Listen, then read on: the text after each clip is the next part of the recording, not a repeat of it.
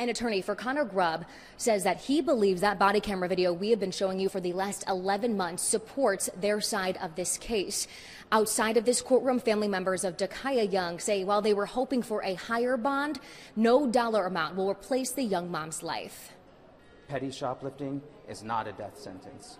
A person has to present a threat of serious physical harm in order for an officer to use deadly force. The video is out there, and the only person who ever presented a threat of serious physical harm was the defendant, and that's why he stands accused today.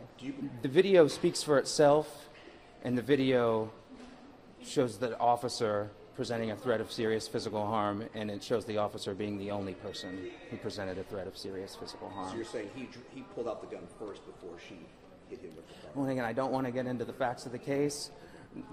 I believe the video speaks for itself. That is the issue, and everyone can see it, can have their own opinion. But after a very thorough and comprehensive investigation, these are the charges that came out of grand jury.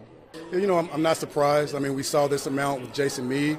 It is frustrating because it seems like there are two separate systems of justice for police officers and regular citizens.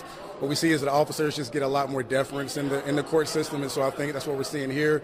But the bond does not respect the value of the lives that were lost, and I think that's really frustrating because there are 2 lives taken here, and I mean the amount should be, if nothing else, it should send a message to others that, you know, when you're in this situation, there are serious consequences. Yeah, you know, I mean, you can't place a value on a life, but I think, you know, many times you'll see $1 million bond for a life if it's a non-police officer. And the reality here is that we know that Connor Grubb has had money raised for him for, you know, a year now. You know, the FOP and their supporters, they raise money for these situations. And so no matter what the amount was, he was going to make that bond.